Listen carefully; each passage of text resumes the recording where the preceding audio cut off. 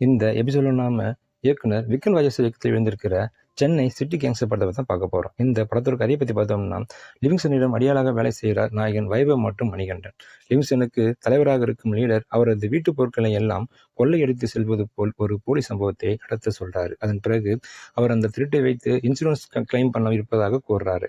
இந்த திருட்டை வைபவ் மற்றும் மணிகண்டன் சேர்த்து செய்கிறாங்க. அதிலிருந்து எடுத்த பணப்பையை ஒரு இடத்தில் இடம் மாற்றி விடுறாங்க.